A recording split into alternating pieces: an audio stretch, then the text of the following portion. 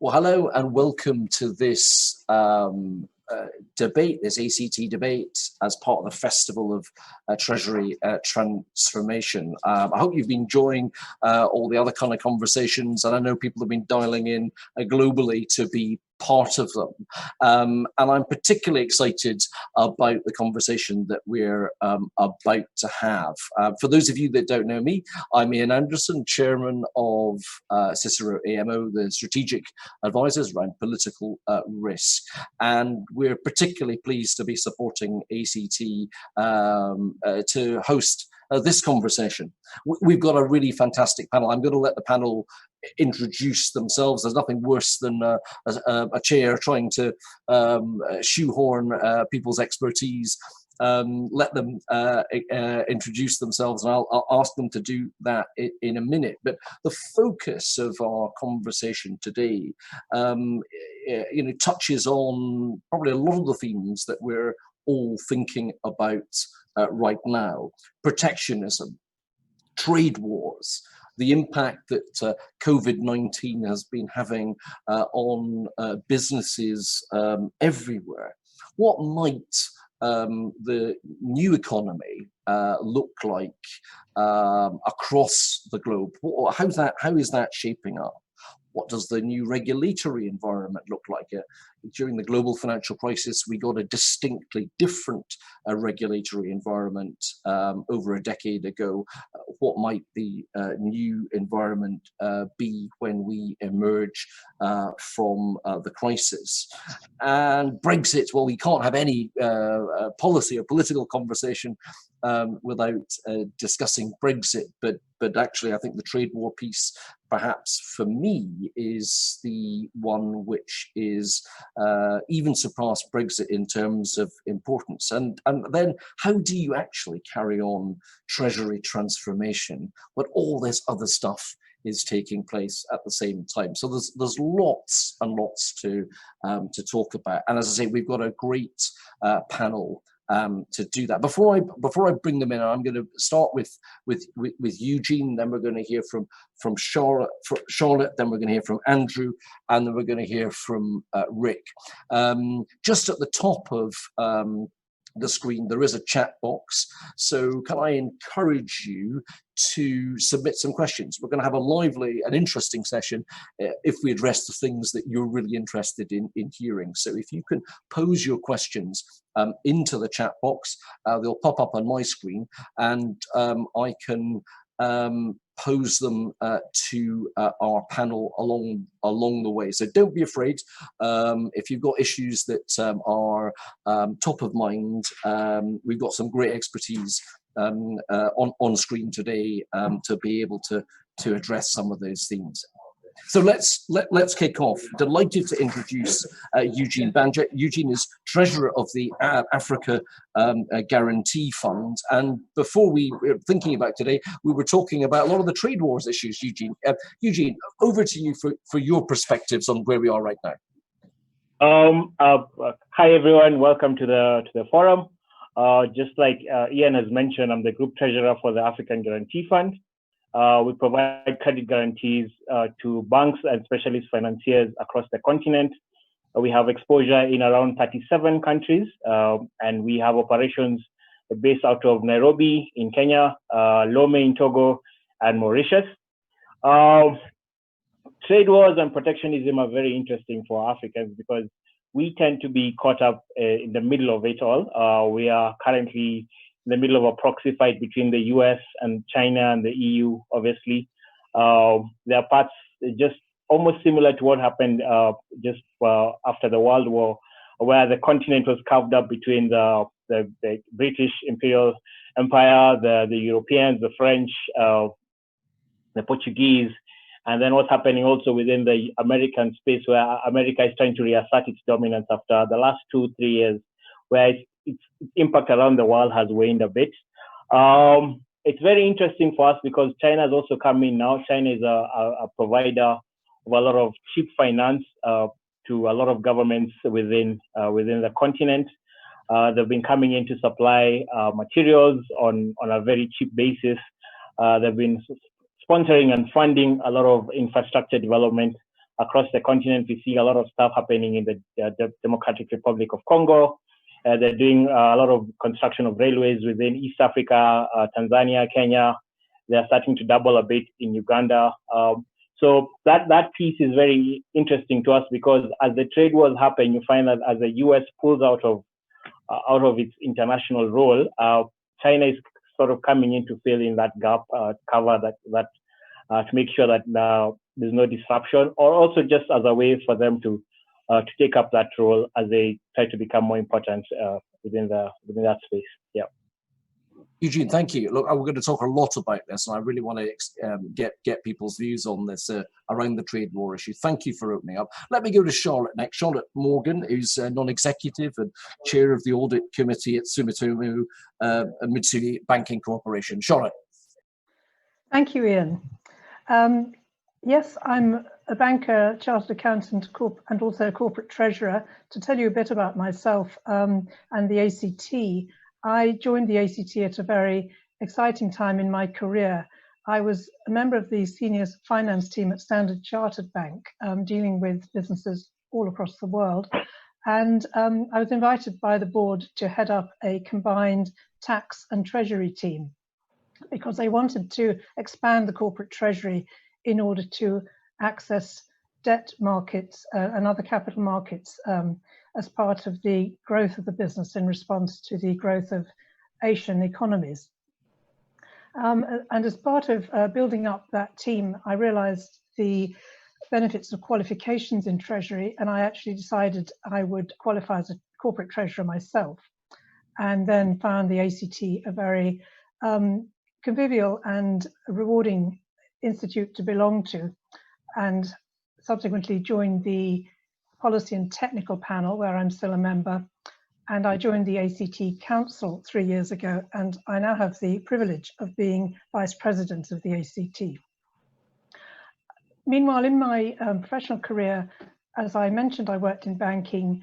I also, following that, had a period in commodities, and then developed a portfolio career. I was on the board of Ford Credit Europe, so that was a very interesting period in the motor industry. And following that, I joined the board of Sumitomo Mitsui, where I'm non-exec and audit chair. So I have lots of exciting technical issues in accounting and treasury to deal with there. But throughout my career, which as you may realize has always been in international organizations, I've seen a huge amount of transformation. I mentioned Standard Chartered growing on the back of the huge growth in the Asian economies. Commodities, typically a very volatile business, and one linked to the developments in Africa that Eugene's referred to, and to the huge growth in consumption in China, fueling a vast increase in cross-border trade, but then also prices fell, and that always affects the businesses involved in financing that trade. I think every crisis is different, but you can always learn from the last one. So I look forward very much to this discussion. Thank you, Charlotte. Very, very keen, particularly with some of that Asia expertise, to maybe pick up on that and reflect on those themes when we get into the discussion.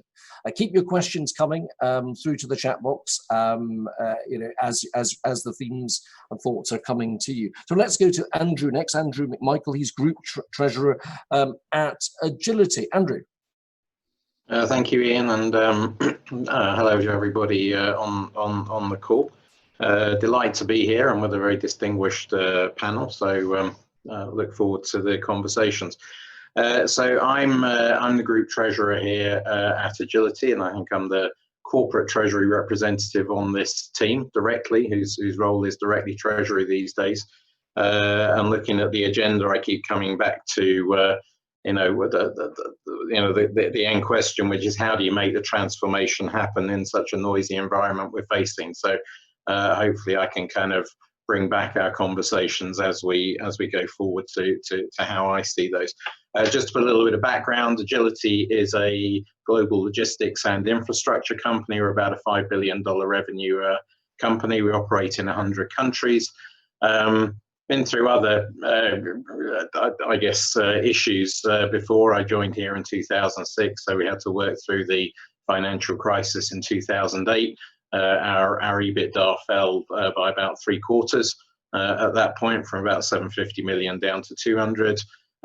We're back up at about 550. It may or may not come off a little bit this time round, but at least I and the management team have got quite a lot of experience of working through different crises, but actually operating through crises as well. Just to briefly mention, I'm actually one of the founder members of the ACT Middle East group as well. So sit on the committees with the ACT here. Have been doing that since we formed that about 2008, 2009. So that's my ACT connection. Thank you. Thanks, Andrew. And last but certainly not least, someone I've got to know a bit over the past 2-3 years, and that's Rick Watson. Rick is Managing Director and Head of Capital Markets at AFME. Rick. Great. Thanks very much, Iain. And again, we're delighted to be here today as well. The association I work for, the Association for Financial Markets in Europe, represents the capital markets side of global and European major banks. So on our board of directors is a very broad-based cross-section of major European, UK, US, and Asian financial institutions. We've definitely worked with the ACT in many capacities before, how the capital markets can help different types of corporates, whether they're large listed companies, mid-caps, or SMEs, run their businesses better by tapping the capital markets for loans, bonds, and shares. Our association is pan-European. Most of our staff happen to be based in London because at the moment, the major financial center within the EU is in London, but of course that will be impacted by Brexit, which is one of the topics I'm sure we'll talk about today. Our association is very engaged with what the impact will be of Brexit on corporates across Europe, as well as investors and the banking community.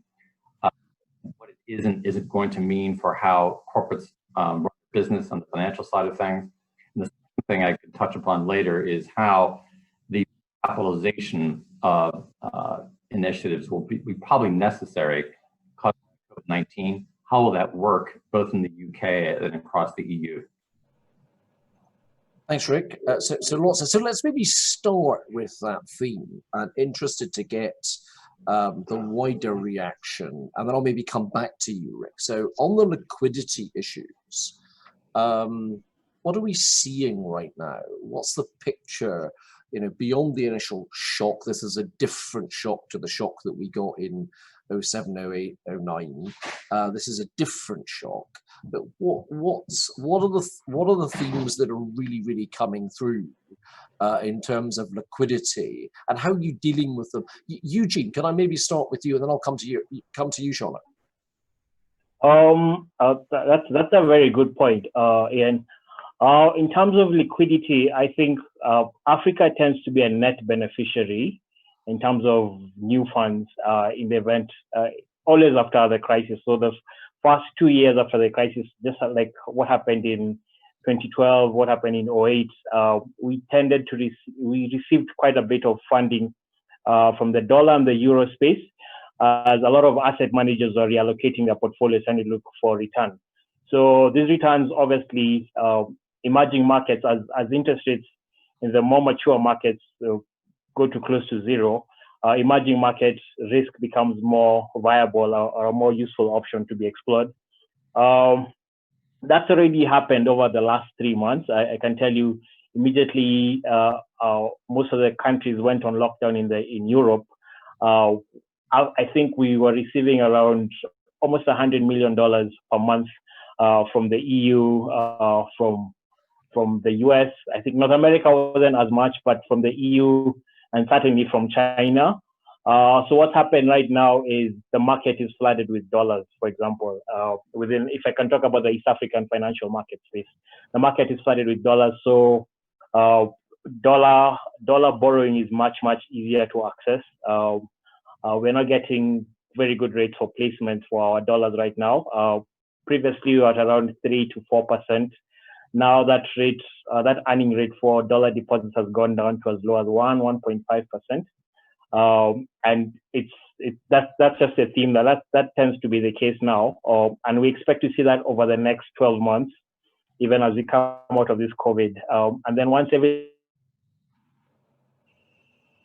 Oh, we've just lost you there, Eugene. Well, maybe while we're waiting for Eugene to come back, everything settles back, North America right now as portfolios. Yeah.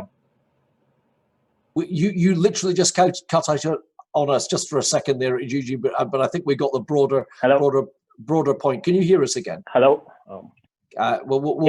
We'll wait till you reconnect. No, I think we got the broad idea in terms of the dollar piece in particular. Charlotte, again, focusing particularly on some of the markets that you look at, and the Asian markets, and in particular, what are you seeing? Well, I think this is a different scene from 2007, 2008. There's been a huge change in bank regulation since then, with much greater focus on liquidity as well as building up capital. And I think we've seen the benefits of that in this crisis, although there were some initial concerns, and there were customers in the early days drawing down on facilities. But fairly soon, I think the corporate sector decided they could rely on the banking sector to remain in place and be there for them. And certainly when we had our conference, the ACT, in May, there was discussion on this topic, and corporates felt confident that in their bankers, more so than perhaps they were able to in the 2008 financial crisis. But I think part of this is down to the collaboration between global regulators, and we've seen a great deal more collaboration, I think, over recent years on a huge range of issues, which we can talk about during the session. But this has been very beneficial.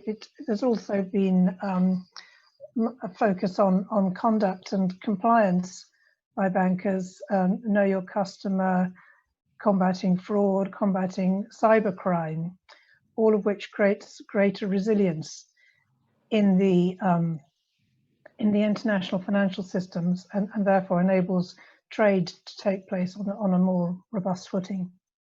Sorry, just really quickly back to you, Charlotte. Do you think, and then I'm going to go to Andrew, and then I'm going to get Rick, because I mean, AFME have done a lot of work on this, just sizing this debate.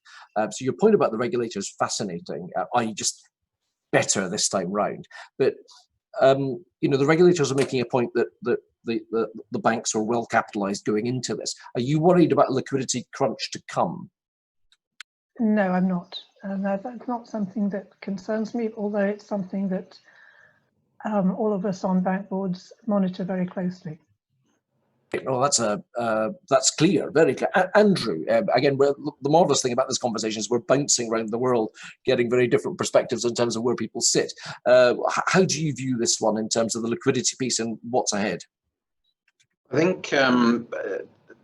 think I agree absolutely with Charles. It's different from 2008. The feel is different. The banks are in a more, relatively speaking, a more comfortable position. Although I do note that, you know, when talking to the banks around here, the first reaction of an awful lot of corporates was to go out and entirely draw their committed undrawn lines. And so there was a massive squeeze on liquidity for the banks in the early part of the crisis, starting at some point in March, running through till April and May, that then started to relax. And I think what happened is that corporates started to get a bit more comfortable that the banks will still be there for this, and that we weren't going to see real problems with our committed lines. Now, I haven't seen, I mean, maybe some of you have seen how the banks are reacting, or whether those lines are starting to be repaid, because that had quite a large carry cost for the corporates to sit on that. But it was better to make sure you had the liquidity. What I've seen then on the other side, on the deposit side, is that again, there's a very big range of what the banks were doing. So, you know, some of the bigger institutions were paying LIBOR wherever LIBOR happened to be that day or that week. Others were having to pay significantly above it. And it actually surprised me. I'm not going to name banks, but it surprised me that, you know, some of the banks who were the bigger banks who were actually paying quite significantly above LIBOR because they needed it to attract the funds in to cover the other side. So we saw a lot of dynamic and a lot of movements and somewhat unexpected positions, although that has now normalized, I would say. I think the other thing that I would pick up on is if you look at financing activity, again, with the banks primarily, which is where we focus on at the moment, that what we've seen is there used to be a range of attractive tenor and price to a particular corporate, and it used to be this big, right? It's now somewhere off the screen, and the range is all over the place. So where one bank might be prepared to fund, another who would have generally matched at about that range might be way off, right? You might be seeing what used to be, you could tend to get a 10, 20 bip range for a 3-year credit transaction. That might be 60 or 80 bips now between banks who you would have used to have considered to be in the same bracket. There's also a lot more sensitivity coming out for the banks on tenor. So we've been talking to banks about 1 year, 3 year, 5 year. And there's banks who would have absolutely lapped up 5 years who are just saying our committees are not authorizing it right now, full stop.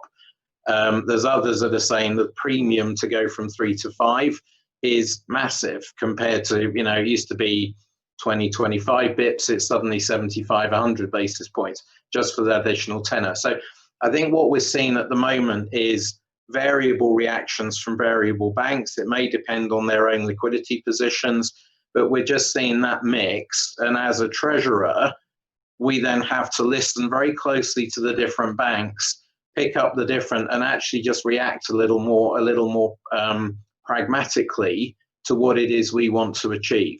And I think that's what I would kind of summarize as I'm seeing under the liquidity position. Thanks, Andrew. No, okay, let's go back to you, Rick. So as I say, you've done quite a lot of work on this in terms of looking at the market, and you've just produced some keynote data on this. How do you reflect on what you've heard, but also just give us a sense, a peek, if you like, into some of the data that you've put together? Sure.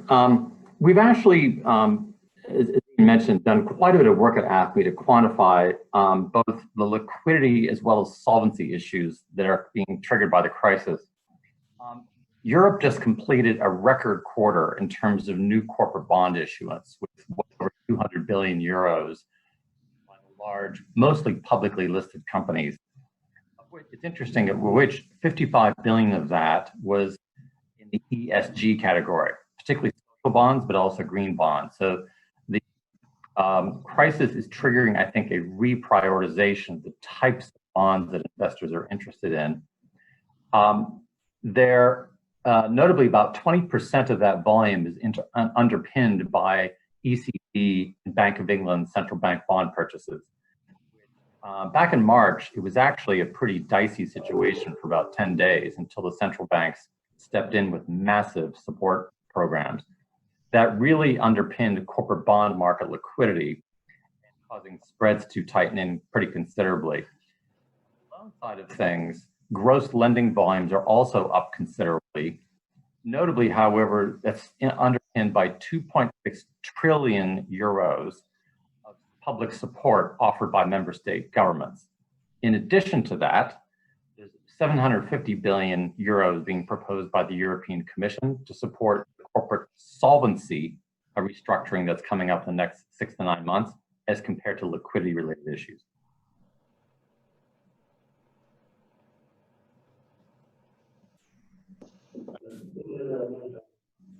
Thank you. You agree with Charlotte that it is different this time, the regulator is in a better place, Rick, and that you know, whilst it's difficult, we're not going to see some big old-fashioned liquidity crunch ahead, Rick.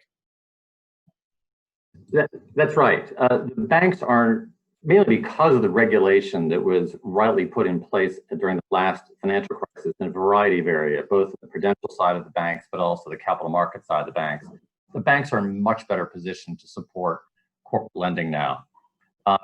In Europe, there was quite a few changes made by regulatory authorities to actually make it easier for banks to address that, which is very much welcome. There is going to be quite a bit of headwind, however, because a lot of the temporary support measures instituted by governments don't have indefinite time period, which might actually get back to some of the comments by Andrew and Eugene in terms of pricing differentials, depending upon the term of funding needed for short-term liquidity. Thank you. Andrew, let's go to your theme. I mean, obviously, if you like, the heart of this conversation, which is how on earth do you get on with all the other things that normally Treasury has to get on with while all this other stuff is going on? How do you actually make Treasury transformation happen? There's an inbox full of things that the treasurers are having to do. I mean, what has been progressed? I mean, one of the things that I'm finding through this is I was talking to the CEO of a major bank about 6 weeks ago, and he said he had his IT director say to him at the start of the year that a project that they were working on was going to take 18 months, and it's pretty much been done in 2 months. So certain things have been done at warp speed here, Andrew, haven't they? But other things have got stuck. Give us a sense from where you're sitting of the things that are progressing and the things that have got stuck. Yeah, absolutely. And I think I'm familiar with those messages. I'll say with a slight grin, I think there's one, is it an advantage? Probably not, of COVID and the lockdowns. I mean, Q8's had a number of curfews as well. So fortunately, none of us have a social life at the moment, and therefore we, our working day can be as long as we want. And I think part of the honest reaction, I suspect a lot of people, if you ask them, are going to be, do you know what, we're currently working longer hours. And you're working longer hours because you're having to adapt to the basics. I heard it said on one of the sessions earlier this week, a large amount of our time is being taken up with the basics of managing a remote team that wasn't used to being managed remotely, managing the day-to-day stuff of the banks that said, I'm sorry, I need a wet signature on this. And how the heck do you get that when you've got people displaced in different countries who are the signing authorities? And an awful lot of time has gone on that and trying to start working on how the heck do you change it? So what I would say, I mean, I'm sure it varies by corporate, because if somebody has a liquidity crunch coming up, if they have maturities on debt, that will be the firefight. For us, it's not, right? I mean, we've done some modest things with our facilities, but that hasn't been a necessary firefight. So I think to date, a lot of it has been about adapting and changing those basic processes rather than the big picture stuff, because that hasn't come through. Yes, everybody is thinking about what else are you doing? Yes, we're engaged with our treasury management system provider in terms of looking at automation, digitization, speeding that up. Yes, we're talking to our banks about, what else can we do? How else can we make the improvements? And some of those are starting to come through. But we haven't done one of those big projects that I could turn around and say it was on an 18, it's now on a 2 month. But we're seeing things like Microsoft Teams is now being used for the team functionality, and it's sharing and changing. So the work practices are changing. I was talking to one of the big law firms who had been looking at a rollout of Teams. In fact, the IT guys had worked on it for 3 months and they had a 6-month rollout plan. They put it out in 2 weeks and it's working, right? So I think we're seeing all of these things change and adapt, and this is primarily around COVID, I guess. But what each individual corporate is doing, I think, just depends on what it is actually your particular, touch point at the moment. So done a bit on liquidity. We've done a lot on processes. We have a number of plans in place and being moved to automate and digitize. We're liaising with the banks about more automation and digitization. We need the banks and therefore the regulators to start changing positions on wet signatures. And if I want to pick up one theme that I would love to put out to the regulators globally and through the banks, it's that we need to really deal with an alternative to wet signatures somehow, because it's been such a burden on people. Such a little thing, used to be a non-issue. these are the sorts of things that can really create the problems. I'm convinced there are one or two regulators probably listening into our conversation. So there we go. Eugene, I'll go to you next, and then Charlotte. What are you getting? What are you crunching through your inbox, and what's got stuck? I mean, we're having the same problem. Thomas meant. I mean that Alan has mentioned, and we are just a requirement that we have wet signatures for all our documentation. The African Guarantee Fund is funded by shareholders who are generally governments, who tend to be governments. Most of our shareholders are governments. So we've been doing like fundraising with a number of governments over the last 2 months. So that whole due diligence process has changed quite remarkably. Where they were supposed to be sitting with us on site, now we've had to do a lot of stuff remotely. We've had to develop our digitization capabilities quite, we've had to scale it up quite a bit. The project was supposed to be rolled out by the end of the year, but now we are fully operational on the fundraising side from the digital perspective. Payments of guarantees, I mean, part of our contracting with a lot of our financial service customers is that we're supposed to pay out guarantees or meet guarantee claims within a certain period of time. That's obviously had to be stretched out a bit because of COVID. Just the way we mentioned, just the lack of the inability to get signatories in good time. The requirement from banks that we have to actually get wet signatures on documents before they process payments. That's been a real challenge for us as well. Right, yeah. There's a theme emerging here. There is. Charlotte, what are you getting, from your team, sort of reporting back from a non-executive perspective? What are the big ticket things that are moving forward, and the big ticket things that have got stuck? Well, I think for us, as for the other Japanese banks, we've had an interesting challenge in that we have 31 March accounting dates. So we would have been amongst the first banks to actually report fully audited annual accounts following the start of the COVID crisis and lockdowns. And for the accountants and risk managers amongst the audience, you will all know we have a new accounting standard, IFRS 9, which looks at bank provisioning in a different way and brings a lot of statistical measures into accounting, which are two areas of finance that haven't necessarily talked to each other very much in the past. So certainly for me as audit chair, that whole process has been very, very interesting, and I'll certainly staying in touch and looking at how other banks and indeed the accounting fraternity respond to putting IFRS 9 sort of into practice with a lot of interest. In terms of the operations of the bank, we've also had a lot of the issues people have talked about. I remember wet signatures being talked about by our compliance teams early in the crisis, and we've obviously endeavoured to do a lot to meet customers' requests in that sort of area.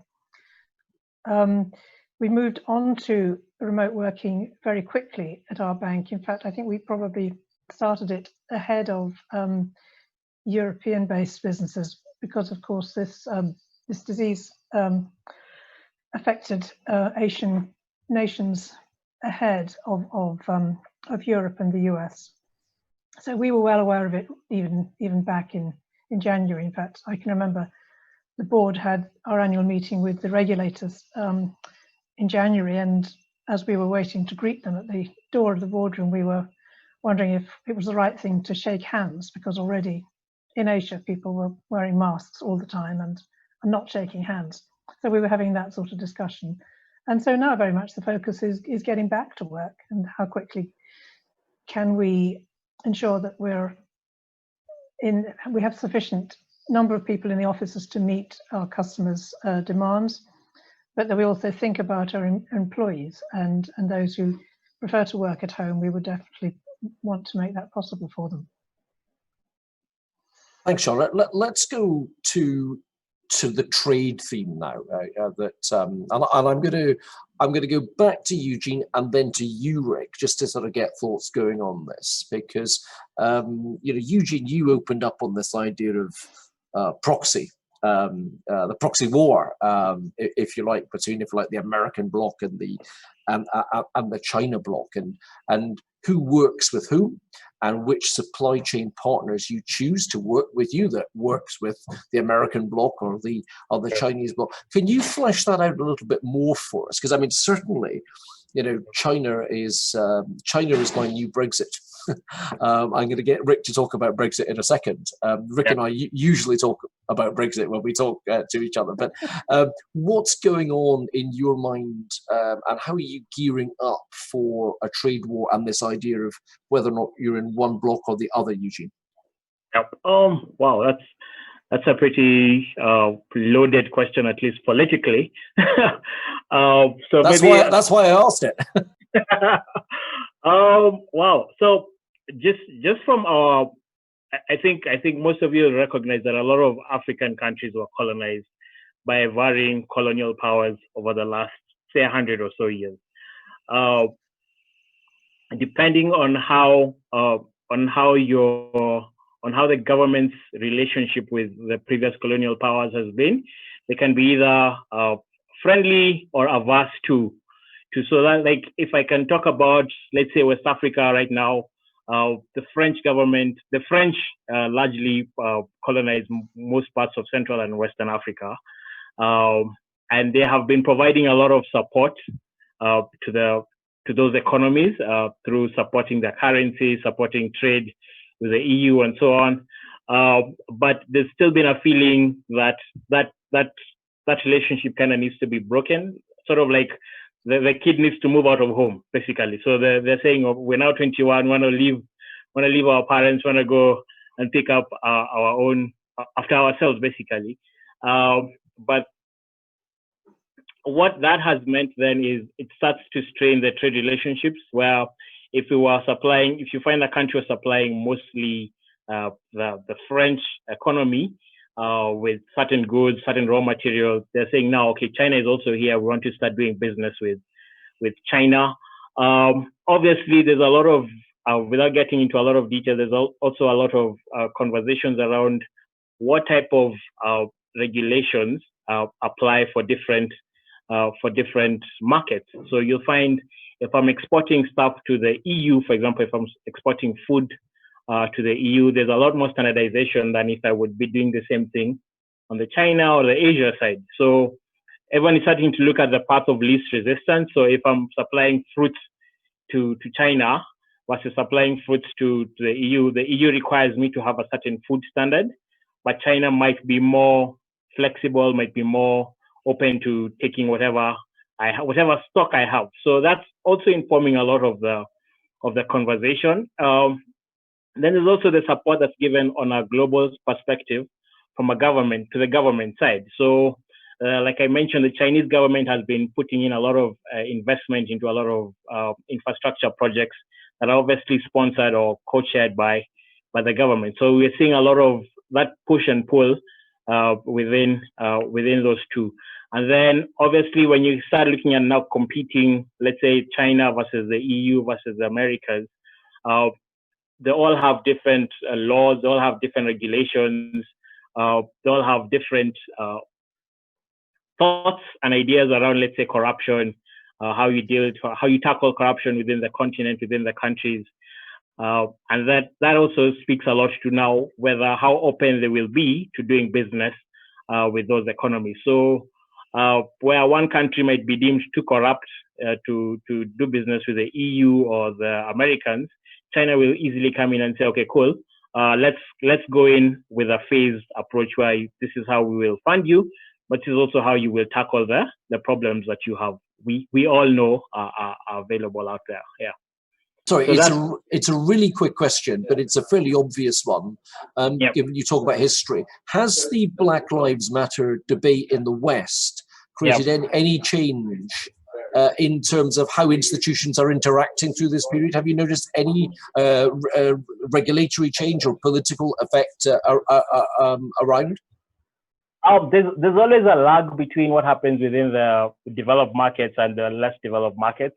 So right now, what we're seeing is the conversation is happening, but we're not seeing the wholesale changes that we are seeing, let's say, in the more mature markets where things are now moving faster. So it's almost like we're waiting to see what the new normal will be now, and then we'll then see what form of regulation will then apply to our market.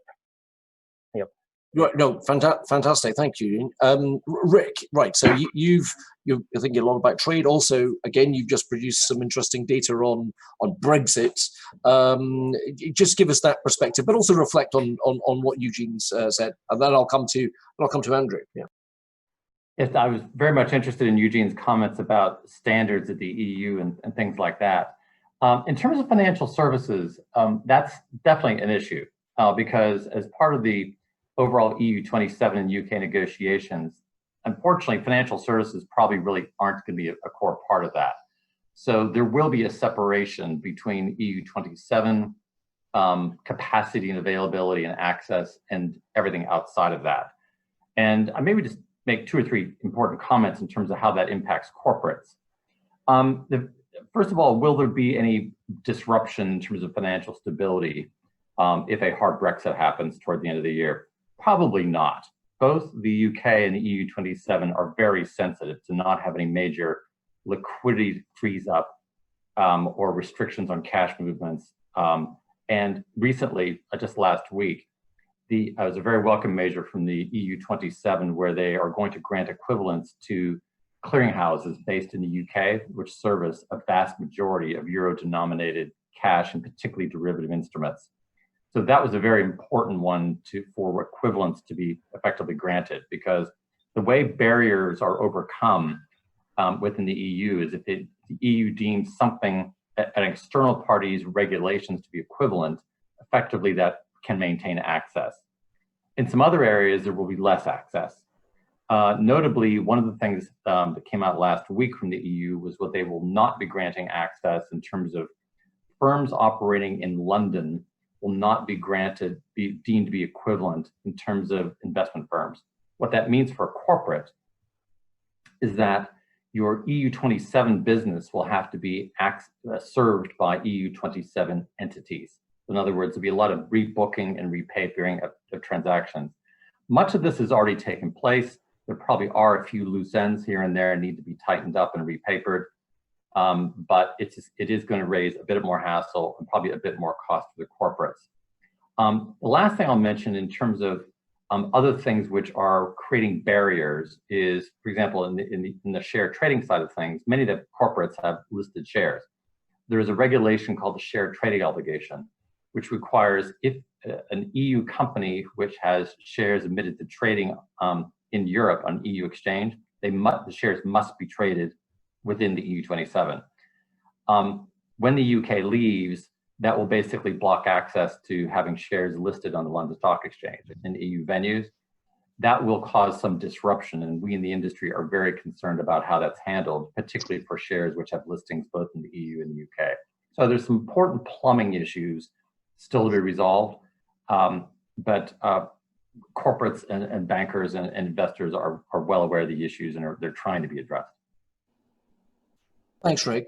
Andrew, how do you view this, somewhat sort of geopolitical debate? We've talked China, we've talked Brexit. From where you're sitting in the Mideast, how's it shaping? Nicely in the middle, I think. I mean, I guess from my perspective, from a company perspective, Brexit is, it's been quite fun as a Brit watching it from the outside, because it's not having anywhere near as big an impact on what we're doing as it would be for most people in Europe, or certainly in the UK. Sorry to cut in, you're the first person that's used the word Brexit and fun in the same sentence to me, but there you are. Slightly worried Boris might have done the same thing, and I wouldn't like to be quite in the same. But I think, I think it's been interesting, maybe is a better word, to watch it from a little bit from the outside. So from our perspective, I mean, obviously we have quite a big UK business. We do a lot in Europe. It's one of our biggest regions.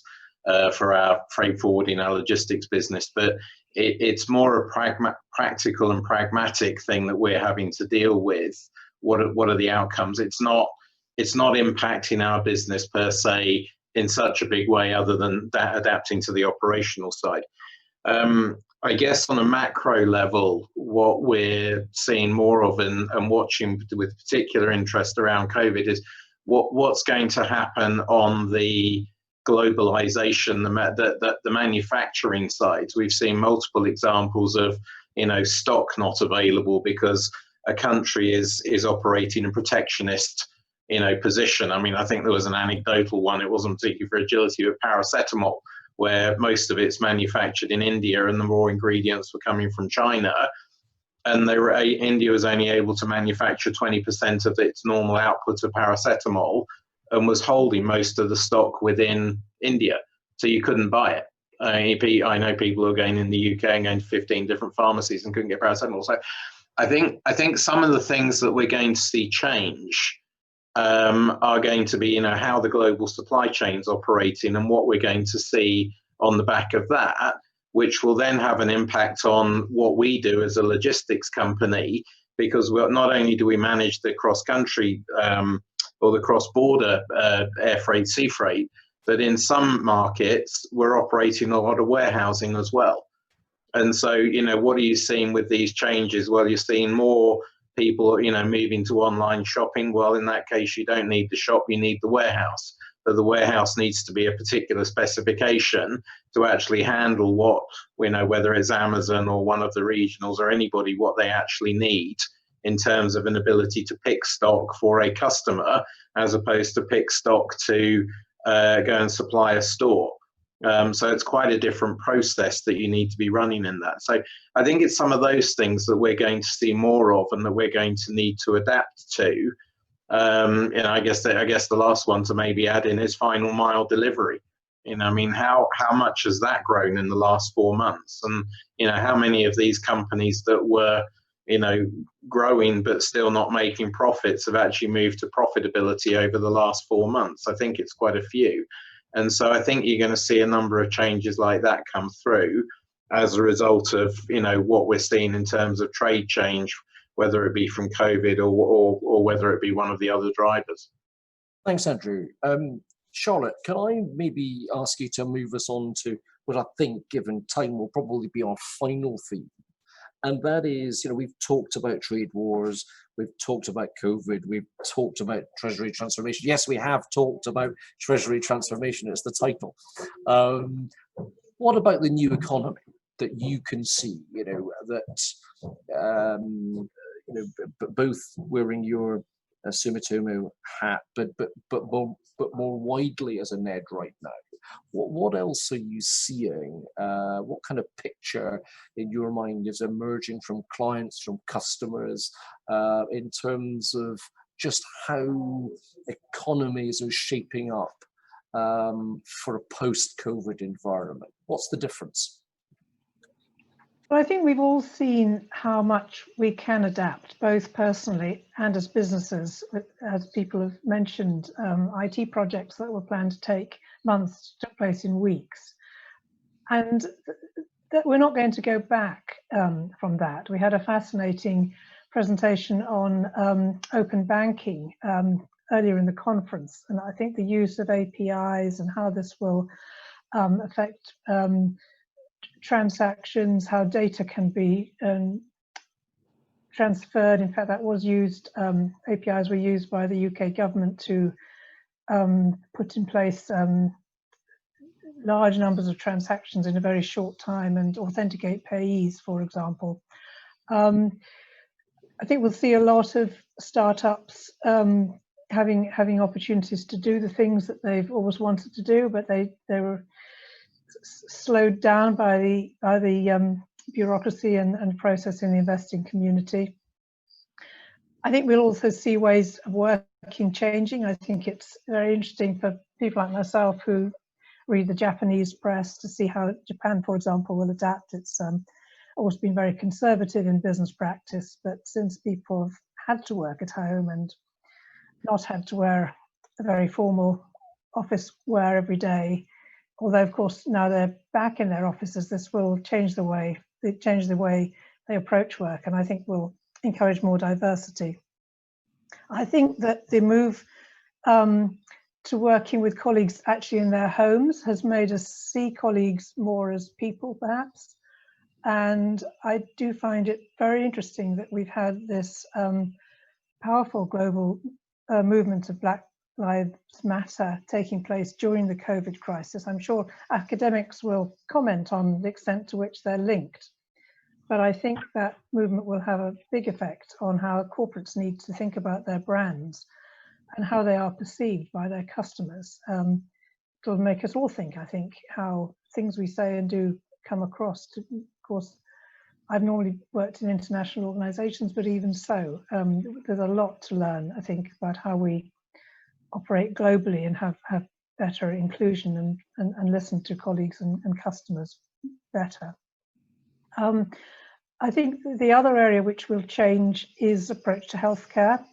And again, as a Japanese corporate, you know, Japan is a leading manufacturer of healthcare products, and I'm very pleased that my company, Sumitomo Mitsui, has donated 1.5 billion yen, in fact, to fight the COVID virus, contributing to the initiative, Iain, that you were supporting through your program of webinars to bring corporates to donate to develop a vaccine and other measures to make the world safe again.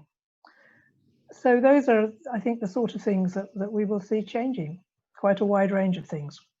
I remember doing a conference on about 7-8 months ago, and people asked whether or not ESG investing, the whole social piece, would survive a cyclical downturn. Now, nobody predicted a global pandemic, but it certainly is. I mean, people are doubling down, and they're getting the rap. I mean, there's been a very key case here in the UK, a listed entity, where investors have run away from a business that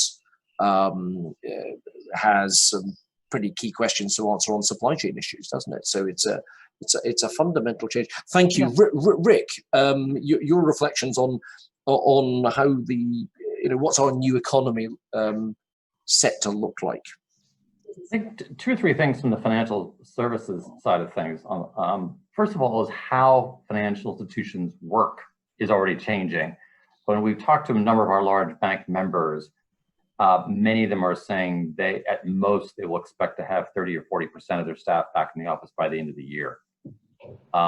That's changing a fundamental way that banks use property and real estate, how often they go into the office, and I think probably most importantly, what things do you really need to meet people in person for, which then prompts travel usage and those types of issues. So it's forcing a fundamental challenge in terms of the way people do business. In terms of people, how they access markets, I've already mentioned that there's been a big increase in social bond and green bond issuance.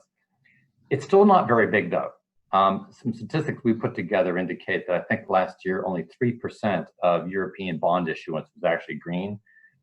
That trend I think will accelerate as the virus has, I think, caused more people to rightly look at their own investments and to be more proactive with their investment managers to say, look, I can not only get good returns with making social and green investments, but I'm also doing the right thing. I think the virus has prompted quite a bit of that. I think the third thing I'll mention is in terms of what's the role of the capital markets going forward? As was, I think, mentioned by others, quite a few, there's a lot less usage of the capital markets than in Europe than there is in the States. A lot of that's cultural because banks have traditionally been able to provide loans where, for example, in the States, corporates would want equity. It'd be a sign of prestige to have more equity investors in your company, a board, lots of visibility.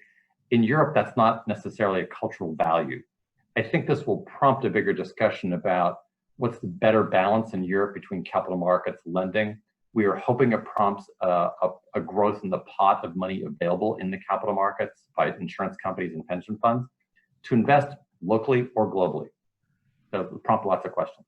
That's great, Rick. I'm also just conscious of the Zoom clock of doom that is heading towards us.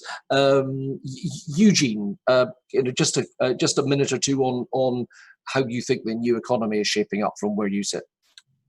Oh wow! Funny enough, I think just the way Rick has mentioned, I think fundraising will become very different. I think the green economy will take a bit of a backseat for the next 12 to 18 months. I find it hard to believe that anyone will focus their attention on green financing right now. Though ironically, COVID has showed us that we should be focusing on that side of the economy a lot more. I think from a working perspective, just the way Charlotte mentioned, I think we have a lot more appreciation of how our workmates, how important it is to actually interact with your workmates on a daily basis. That 5 minutes you spend at the water cooler on your tea break or whatever, it's actually quite important to your psychological well-being. I think that appreciation will be good for all of us going forward. I think workplaces will become kinder. I don't know if that makes any sense. Word. Yeah, I think the workplace will become kinder because of what we've experienced with COVID.